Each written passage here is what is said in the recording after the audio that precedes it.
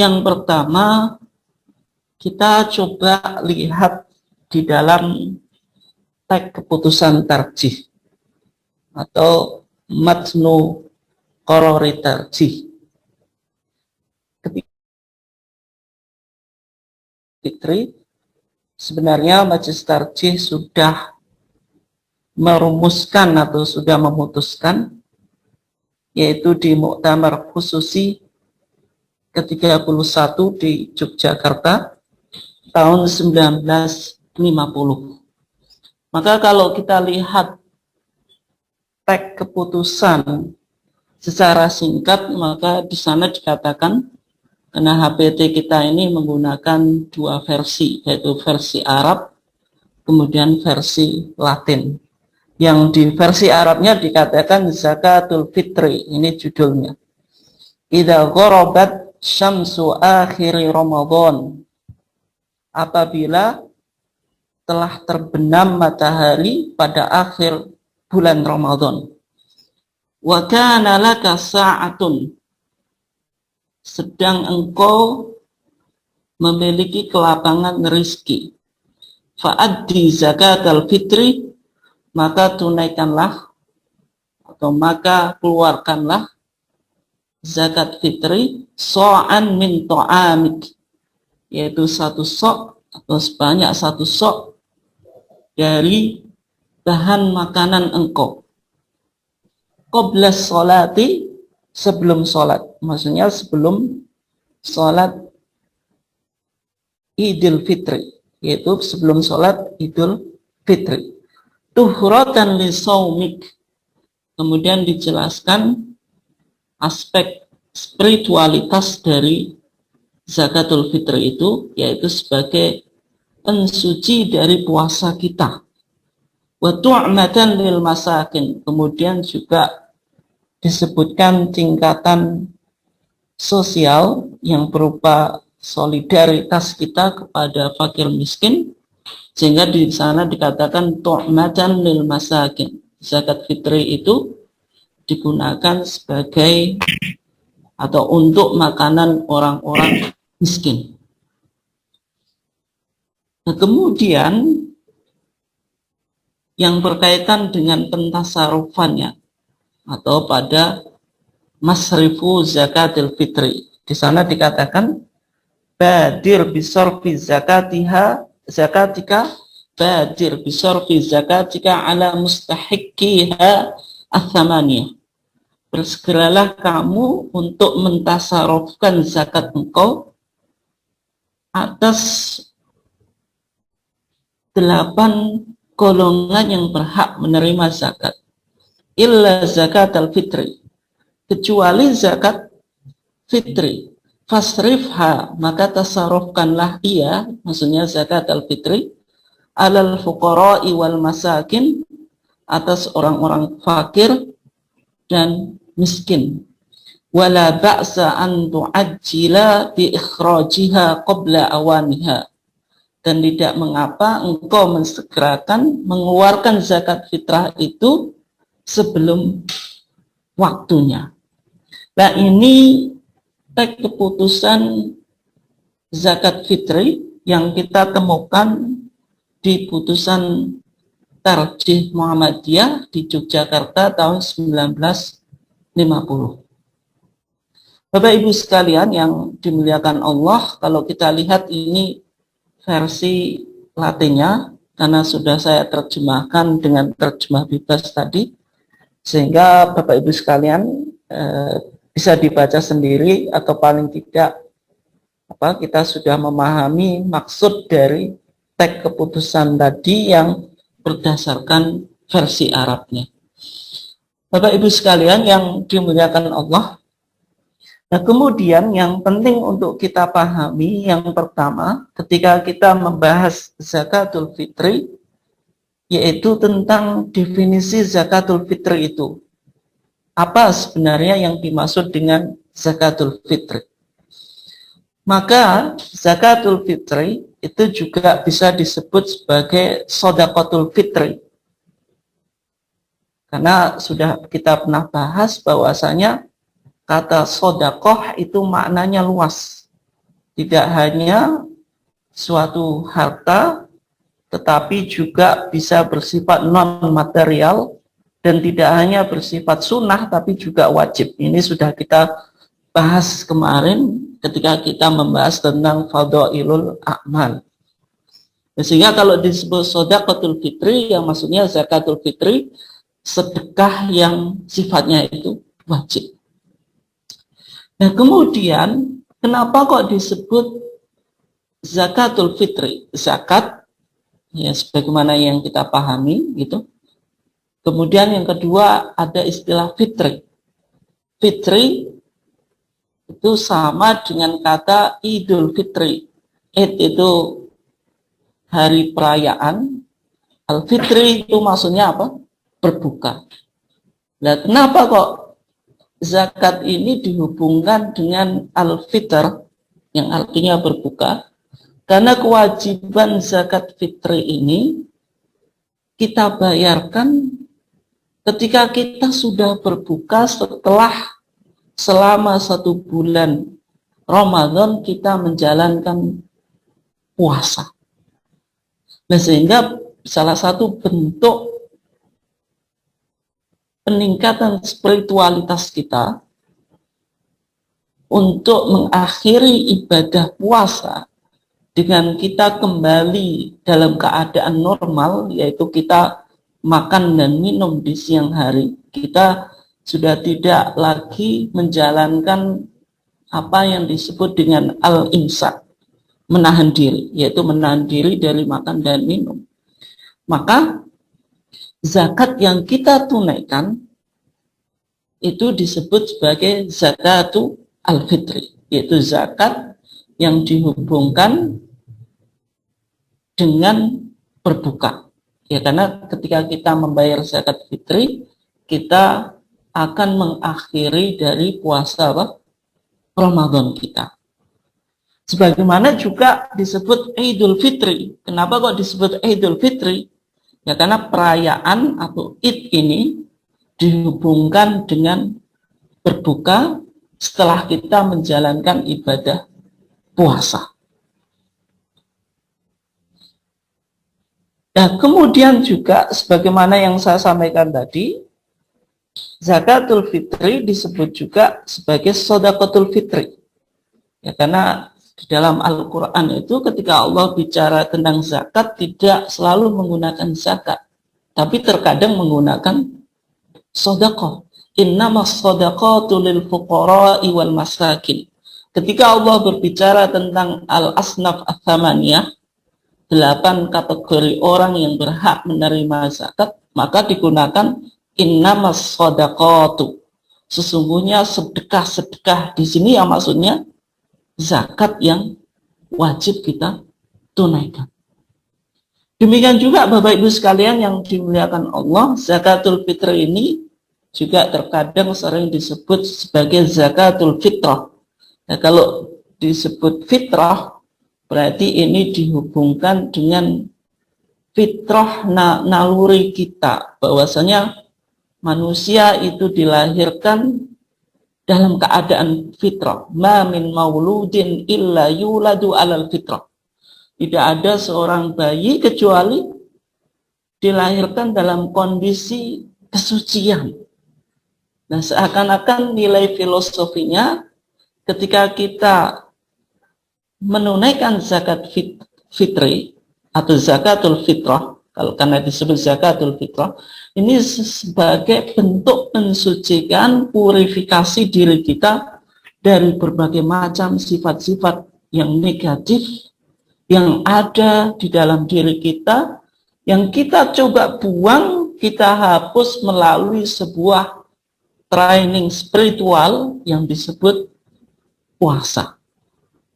Ya, dan juga istilah zakatul fitrah ini juga bisa tadi dikonekkan atau dikorelasikan dengan apa dalam sebuah hadis bahwasanya zakatul fitri atau zakatul fitrah itu dikatakan juga tuhratan lis-shaim, sebagai pembersih dari orang-orang yang menjalankan ibadah puasa.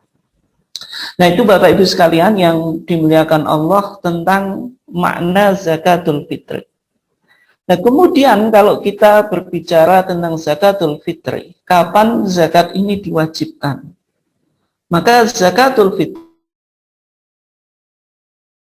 pada tahun 2 Hijriah yang menunjukkan periodisasi yang mana Nabi Muhammad SAW sudah melakukan migrasi dari Mekah ke Madinah yang di situ sebagai sering diistilahkan dengan marhalatul tasyrik, yaitu sebuah periode yang banyak Allah Subhanahu wa taala menurunkan ajaran-ajaran agama atau syariat-syariat di dalam Islam ini. Yaitu diantaranya zakatul fitri ini yang diwajibkan pada tahun 2 Hijriah, yaitu pada tahun diwajibkannya puasa Ramadan. Jadi persis kayak tahun yang Allah Subhanahu wa taala mewajibkan kita untuk menjalankan ibadah puasa Ramadan, tetapi sebelum diwajibkan zakatul mal. Ya, karena zakat itu secara garis besar bisa kita klasifikasikan menjadi dua. Yang pertama zakatul fitri yang berkaitan tentang penyucian diri kita dari berbagai macam sifat-sifat negatif pasca kita menjalankan ibadah spiritualitas melalui ibadah puasa. Kemudian yang kedua zakatul mal, yaitu kita melakukan purifikasi atau penyucian terhadap harta-harta yang kita miliki dari hak-hak orang yang berhak menerimanya, yaitu karena di dalam harta kita itu ada hak anak miskin, ada hak orang fakir, ada hak orang miskin dan sebagainya. Bapak Ibu sekalian yang dimuliakan Allah, selanjutnya kita akan coba lihat dalil-dalil yang berkaitan tentang kewajiban zakat fitri. Ada beberapa dalil, kita coba pahami secara sedikit demi sedikit, karena nanti dari dalil-dalil ini kita bisa lakukan istinbat hukum atau kesimpulan hukum-hukum yang berkaitan tentang zakatul fitri. Yang pertama, Bapak Ibu sekalian yang dimuliakan Allah, di sini ada hadis dari Ibnu Umar, yaitu Abdullah ibn Umar. Bisa juga dilihat di HPT-nya, karena sebagian besar dalil yang saya kutip di sini ya tetap merujuk pada HPT. Yang pertama dikatakan an Ibnu Umar radhiyallahu anhuma qol, dari Ibnu Umar radhiyallahu anhuma, ia berkata, farada Rasulullah sallallahu alaihi wasallam zakatal fitri min Ramadan. Rasulullah sallallahu alaihi wasallam telah memfardukan zakatal fitri di dalam bulan Ramadan.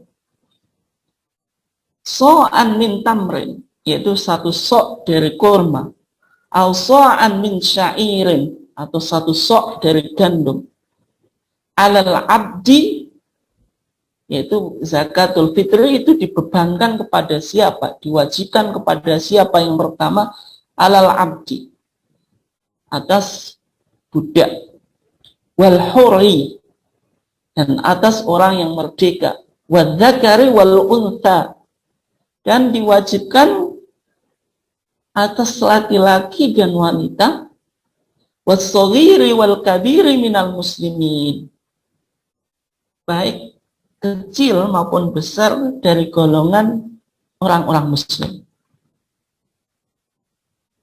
Ya.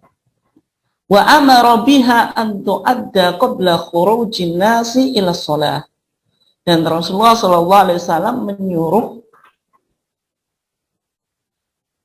mengeluarkan zakat fitrah itu sebelum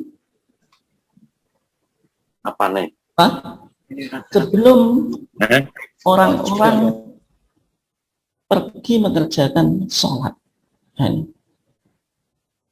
Nah, sehingga kalau dari hadis ini kita coba pahami, paling tidak yang penting untuk kita pahami dulu bahwasanya zakatul fitri itu diwajibkan kepada budak abd, kepada orang yang merdeka hur, kemudian kepada laki-laki dan perempuan az-zakar wal untha, kemudian kepada orang atau anak yang kecil dan orang yang sudah dewasa, as-saghiri wal kabir minal muslimin. Ini seolah-olah mengindikasikan setiap jiwa dari orang muslim itu dibebankan kewajiban menjalankan atau menunaikan zakatul fitr.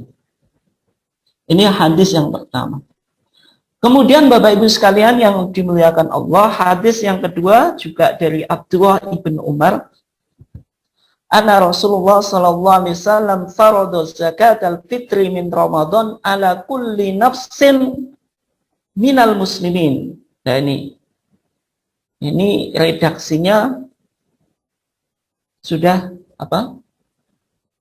dikerucutkan, yaitu ala kulli nafsin minal muslimin, atas setiap jiwa atau atas setiap yang bernyawa dari orang-orang muslim, baik dia hurin merdeka, au abdin atau hamba sahaya, au rajulin au imra'atin, laki-laki atau perempuan, saghirin au kabirin, yang ia masih anak kecil atau sudah dewasa, so'an min tamrin, kadarnya itu satu sok dari kurma, au so'an min syairin, atau satu sok dari gandum. Ya, karena tamr atau syair, kurma dan gandum itu merupakan makanan pokok yang dikonsumsi di zaman Rasulullah dan juga sampai sekarang di negeri-negeri Arab. Ini hadis yang kedua Bapak Ibu sekalian. Jadi dijelaskan bahwasanya zakatul fitri itu diwajibkan ala kulli nafsin minal muslimin, diwajibkan atas setiap orang yang memiliki nyawa atau setiap pribadi dari orang-orang muslim. Nah, kemudian Bapak Ibu sekalian yang dimuliakan Allah, kita lihat dalil yang ketiga, yaitu hadis Abi Sa'id Al-Khudri. Kata Abi Sa'id Al-Khudri, kunna nukhriju zakatal fitri so'an min ta'amin. Kata Abi Sa'id Al-Khudri, kami mengeluarkan zakatal fitri. Ya, ketika kita membaca hadis dari sahabat yang menggunakan kata kami, ini menunjukkan hadisnya itu fi hukmil marfu'. Jadi hadis mauquf, hadis yang sampai pada sahabat, perkataan perbuatan sahabat. Jadi di sini konteksnya apa? Perkataan Abi Sa'id Al-Khudri yang menjelaskan perbuatan sahabat, tetapi ini fi hukmil marfu', memiliki indikator hadis ini sampai kepada Rasulullah karena sahabat menggunakan kata nahnu. Kunna nukhriju zakatal fitri, kami mengeluarkan zakatal fitri so'an min ta'amin, satu sok dari makanan pokok, au so'an min syairin, atau satu sok dari gandum, au so'an min tamrin, atau satu sok dari kurma, au so'an min akidin, atau satu sok dari akid atau keju, au so'an min zabibin, atau satu sok dari zabib atau dari kismis. Nah, ini makanan-makanan yang biasa dikonsumsi di Timur Tengah, yaitu tamer, gandum, kemudian keju, dan juga kismis. Ini menjelaskan tentang kadar zakat fitri dan makanan-makanan yang digunakan sebagai zakatul fitri. Ini menurut keterangan hadis Abi Sa'id Al-Khudri. Nah, kemudian Bapak Ibu sekalian yang dimuliakan Allah, hadis yang keempat yang perlu kita pahami yaitu hadis Ibnu Abbas. Di sana dikatakan Ibnu Abbasin, dari Ibnu Abbas, qala, dia berkata, farada Rasulullah sallallahu alaihi wasallam zakat al-fitri tuhratan lis-shaim. Rasulullah itu memfardukan zakat al-fitri ini, yaitu sebagai upaya peningkatan kualitas spiritual melalui pembersihan diri. Minal lagwi wa rafath, dari perkataan yang sia-sia dan kotor. Wa tu'matan lil masakin, wa tu'matan lil miskin, dalam riwayat yang lain juga wa tu'matan lil masakin. Ini berarti apa? Berbicara pada tingkatan sosial bahwasanya zakat fitri itu sebagai upaya solidaritas kita, bagaimana kita memberikan santunan kepada orang-orang miskin. Man addaha qabla sholati fayya zakatun makbulatun. Ini menjelaskan apa waktunya. Siapa yang menunaikan zakat fitri sebelum menjalankan sholat id, maksud idul fitri, maka dia disebut zakatun makbulah, zakat yang diterima. Tapi man addaha ba'da sholati faya sadaqatun minas sadaqat. Barang siapa yang mengeluarkan zakat fitrah setelah sholat id, faya sadaqatun minas sadaqat, maka dia sekedar sedekah dari sedekah-sedekah yang ada. Nah, ini keterangan dari hadis Ibnu Abbas. Nah, Bapak Ibu sekalian yang dimuliakan Allah, 4 hadis ini yang kita akan jadikan acuan bagaimana kita melakukan istimbat atau penggalian hukum yang berkaitan tentang zakatul fitri. Oleh sebab itu, Bapak Ibu sekalian, ya mudah-mudahan nanti bisa masih ingat poin-poin yang disebutkan di dalam 4 hadis tersebut. Nah, kemudian Bapak Ibu sekalian yang dimuliakan Allah, kalau kita katakan bahwasanya zakatul fitri itu wajib. Nah, kemudian pertanyaannya, siapa yang diwajibkan mengeluarkan zakat fitri itu? Maka yang diwajibkan mengeluarkan zakat fitri itu yaitu orang yang mampu membayarnya. Jadi siapa saja yang mampu membayarnya, ya berarti orang mampu membayar itu orang yang memiliki kelapangan rezeki. Atau menurut redaksi putusan tarjih itu, di sana dikatakan wa kana laka sa'atun, dan engkau memiliki kelapangan rezeki. Baik laki-laki, perempuan, dewasa, dan juga anak-anak. Kita coba lihat tadi bahwasanya orang yang diwajibkan mengeluarkan zakat itu adalah orang mampu yang membayarnya. Yang pertama, berdasarkan firman Allah, Allah Subhanahu wa taala mengatakan liyunfiq dzu sa'atin min sa'atih. Hendaklah menginfakkan orang yang bisa atau mampu memberikan nafkah menurut kemampuan. Dan liyunfiq, ini kata infak ini juga terkadang dihubungkan dengan apa yang kita kenal dengan zakat itu. Berarti orang yang mampu itu hendaklah apa? Mengeluarkan zakat fitrah. Karena dikatakan liyunfiq dzu sa'atin min sa'ati. Nah, sehingga ayat ini merupakan perintah umum kepada orang yang mampu untuk mengeluarkan sebagian dari hartanya termasuk zakatul fitri. Nah, sehingga dari ayat ini bisa kita ambil kesimpulan bahwasanya zakatul fitri itu diwajibkan atas orang-orang yang memiliki kelapangan rezeki atau orang-orang yang mampu. Kemudian Bapak Ibu sekalian yang dimuliakan Allah,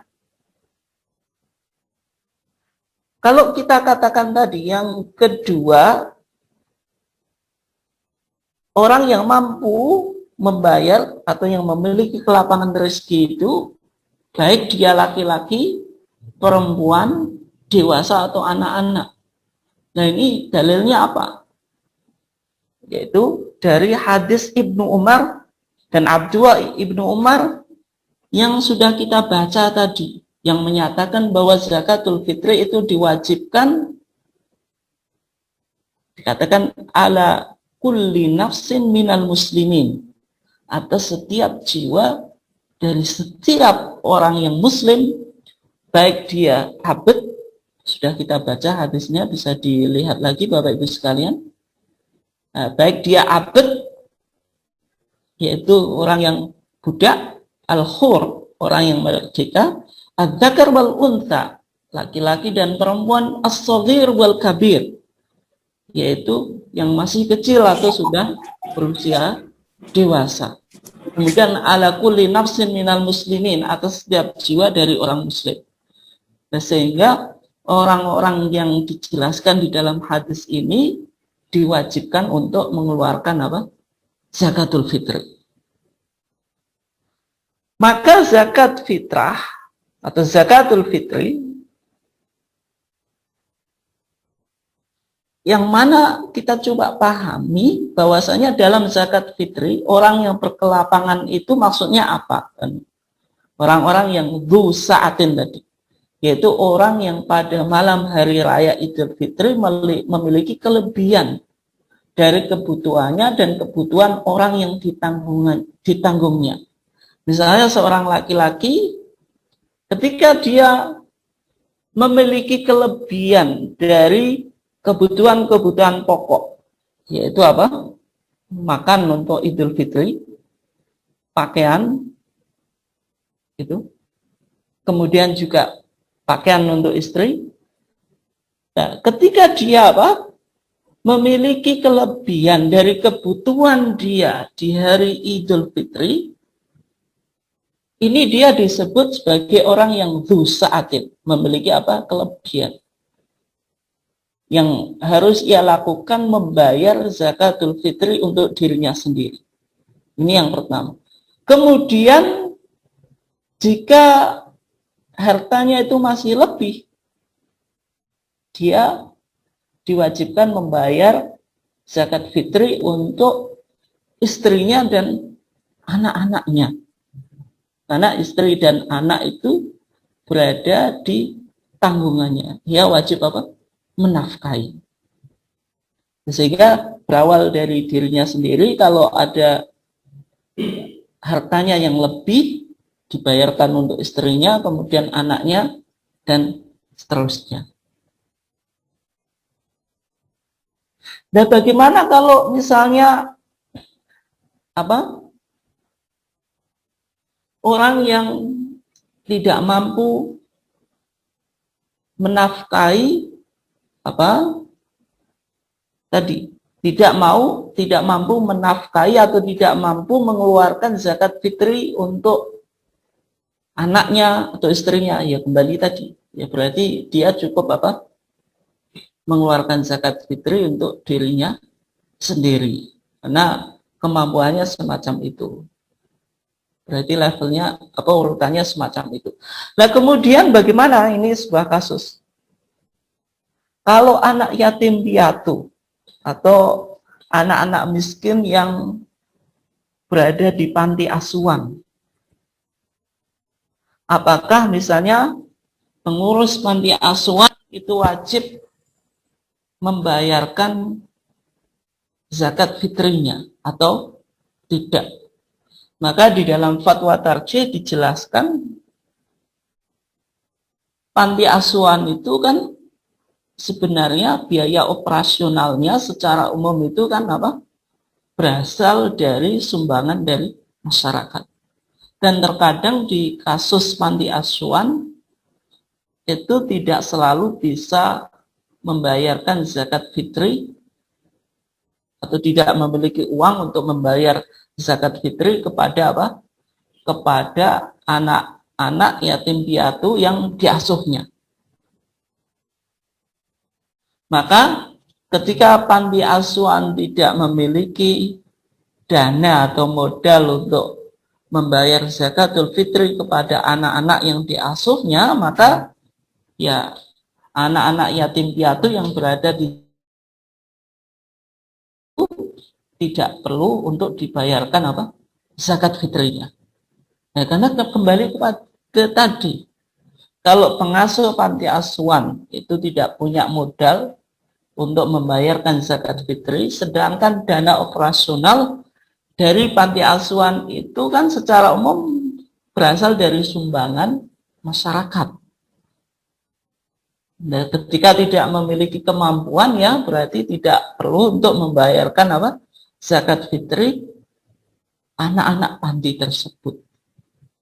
Nah, bagaimana kalau mampu? Nah, kalau mampu ingin membayarkan ya tidak apa-apa. Tetapi ketika tidak mampu ya tidak apa-apa karena apa? Tidak termasuk apa? Kan karena tadi liyun fiqdu sa'atin min sa'ati. Berarti pada konteks ini panti asuhan belum bisa dianggap sebagai yang memiliki kelapangan sehingga sanggup membayar apa? Zakat fitri kepada anak-anak asuh yang berada di panti tersebut. Ini kalau konteksnya pada panti asuhan. Nah, kemudian Bapak Ibu sekalian yang dimuliakan Allah, kadar zakat fitri yang dibayarkan itu berapa? Ini penting juga untuk kita juga pahami. Maka dari 4 hadis yang sudah kita paparkan tadi, bisa kita ambil kesimpulan bahwa zakat fitri yang harus dikeluarkan untuk tiap-tiap orang atau tiap-tiap nafas jiwa tadi, yaitu minimal 1 sok.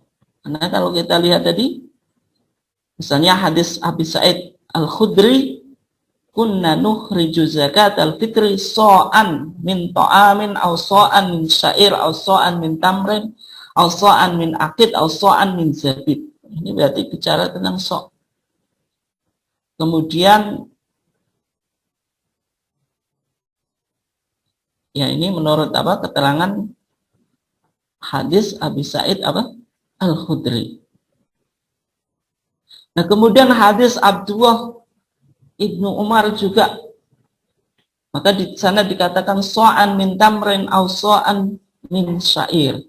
Nah, intinya dari hadis-hadis ini bisa kita simpulkan bahwasanya kadar zakat fitri yang wajib untuk dibayarkan itu 1 sok untuk ala kulli nafsin, atas 1 kepala atau 1 jiwa. Nah, berupa apa? Tadi kalau kita lihat kan so'an min to'amin, makanan pokok. Ya, kalau makanan pokok, kalau di zaman, kalau berdasarkan hadis tadi yang menggambarkan makanan pokok yang ada di zaman Rasulullah, itu kan tamar, korma, syair, gandum, kemudian akid, keju, kemudian zabib, kismis. Yang secara umum ini kan tidak populer di tempat kita. Nah, sehingga kalau konteksnya kita yang berada di Indonesia, ini ya beras itu. Karena beras itu apa? Makanan pokok. Atau juga zakatul fitri itu bisa dibayarkan berupa uang. Yaitu uang seharga makanan pokok tadi. Ini. Seharga makanan pokok tadi yang jumlahnya 1 sok tadi. Nanti kita coba lihat 1 sok itu berapa. Jadi kalau dalam pandangan Muhammadiyah, ini kita diberikan 2 opsi. Yang pertama, zakatul fitri itu bisa berupa makanan pokok Ya, makanan pokok berarti kalau kita ya beras. Yang kedua, kita juga bisa membayar dengan uang. Nah, ini. Di dua-duanya apa boleh? Ya, soalnya konteks modern itu ada pandangan di selain mazhab Abu Hanifah itu sebenarnya nggak boleh zakat fitri itu dengan uang. Tapi kalau menurut Imam Abu Hanifah boleh. Dan pandangan Imam Abu Hanifah ini lebih kontekstual dalam zaman modern. Karena tidak semua orang miskin itu butuh beras dalam konteks modern. Nanti jenengan mengeluarkan zakat fitri berupa beras kepada orang miskin. Yang ia butuhkan bukan beras, beras sudah cukup mungkin. Yang ia butuhkan apa? Uang supaya dia bisa beli lauk pauk yang lebih bergizi dan lebih lezat, misalnya daging. Ya nanti jenengan kasih zakat fitri berupa beras, kemudian sama mereka juga dijual, diuangkan. Nah, sehingga dari sini pandangan tarjih lebih bersifat fleksibel. Dalam konteks modern, zakat fitri itu boleh makanan, boleh uang. Nah, kalau jenengan mana yang lebih afdol? Yang lebih afdol yang sesuai dengan sesuai dengan konteks. Zakat fitrinya itu mau dikasih siapa kan itu. Ya kalau masyarakatnya kira-kira lebih membutuhkan uang ya lebih baik uang.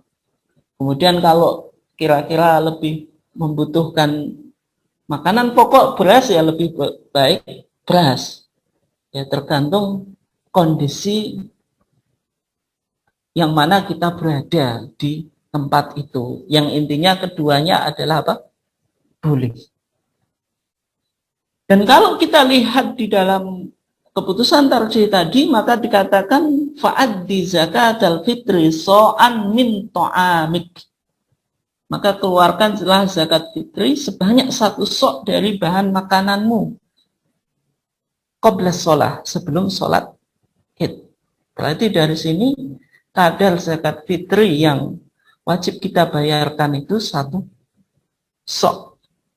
Nah kemudian satu sok menurut tarjih itu berapa? Yang satu sok itu sama dengan 1/6 liter Mesir. 1/6 liter Mesir itu sama dengan 2167 gram. Nah ini menggunakan standar gandum atau berat gandum.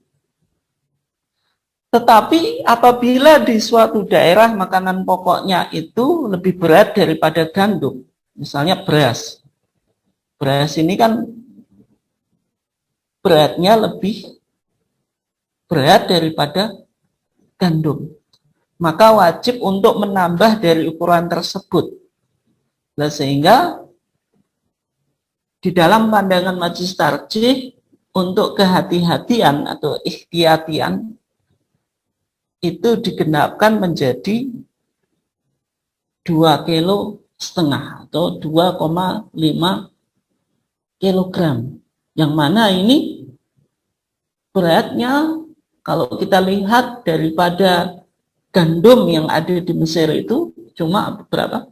2167 gram. Nah sehingga satu sok itu kan maka jenengan bisa lihat di HPT-nya, maksudnya di zakatul fitri.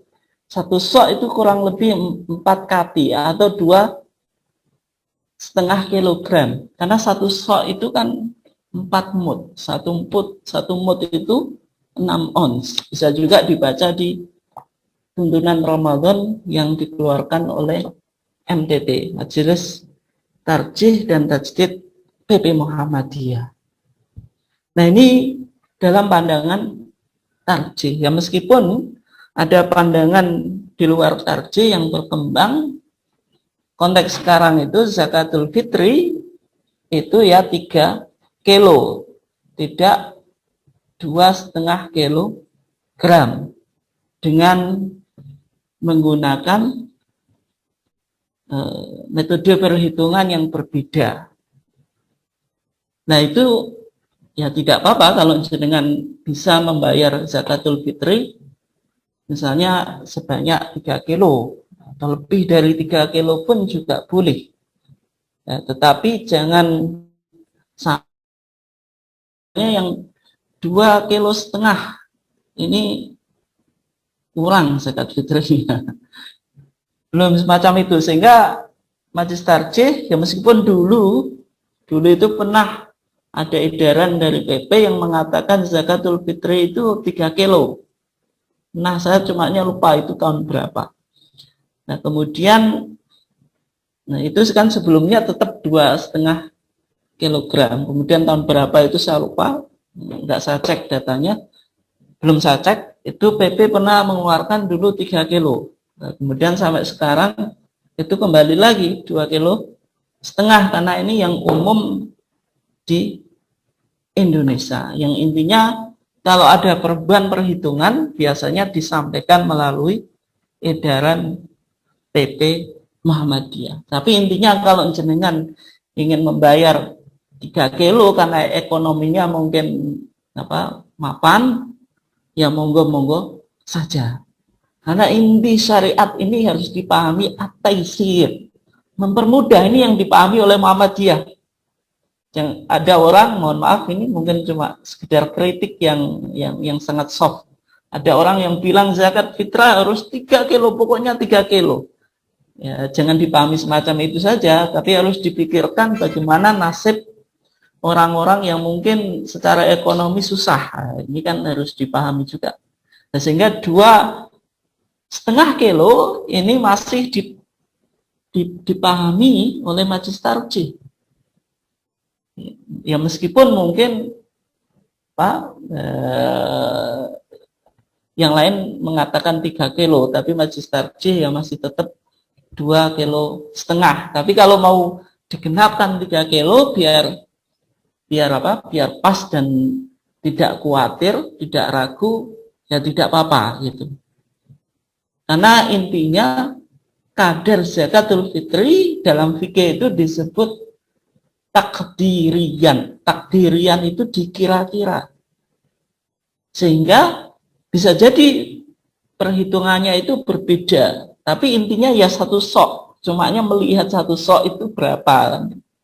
Beda dengan kalau istilah fikih disebut tahdidian. Kalau tahdidian itu harus pasti. Tidak boleh berbeda. Nah, karena disebut takdirian hanya menggunakan perkiraan sehingga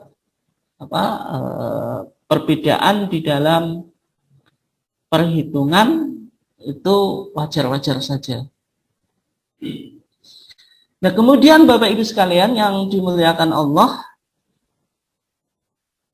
kalau kita lihat selanjutnya orang yang berhak menerima zakatul fitri. Nah, secara umum orang yang berhak menerima zakat itu kan al-asnaf ats-tsamaniyah itu. Yaitu 8 kategori orang yang berhak menerima zakat. Sebagaimana dalam firman Allah itu innamas shadaqatu lil fuqara'i wal masakin wal 'amilina 'alaiha wal mu'allafati qulubuhum dan seterusnya. Tetapi dalam konteks zakatul fitri itu ada skala prioritas atau ada aulawiyah. Yaitu skala prioritasnya dikedepankan kepada masakin, kepada orang-orang yang miskin. Karena ini sesuai dengan apa yang kita temukan di dalam redaksi hadis Ibnu Abbas. Dari hadis Ibnu Abbas mengatakan faradu Rasulullah sallallahu alaihi wasallam zakatul fitri tuhratan lis-shaim minal lagwi wa rafathi wa tu'matan lil masakin. Rasulullah sallallahu alaihi wasallam memfardukan zakatul fitri tuhratan lis-shaim sebagai pensuci orang yang berpuasa minal lagwi wa rafath, kemudian juga Di sana dikatakan wa tu'matan lil miskin atau wa tu'matan lil masakin, yaitu untuk memberi makan orang miskin. Dan meskipun dalam hadis ini disebut miskin atau masakin, miskin ini kan salah satu golongan dari golongan yang 8 tadi. Tetapi berarti ini dipahami oleh tarjih sebagai skala prioritas saja, bukan sebuah kewajiban. Kewajiban itu maksudnya kalau jenengan zakat fitrahnya tidak diberikan orang fakir dan miskin maka tidak sah. Misalnya zakat fitrah diberikan kepada siapa, misalnya kepada amil atau kepada mu'allaf, kemudian kepada budak, ya sekarang nggak ada. Kemudian untuk ibnu sabil atau fisabilillah, untuk pembangunan masjid atau untuk pembangunan sekolahan.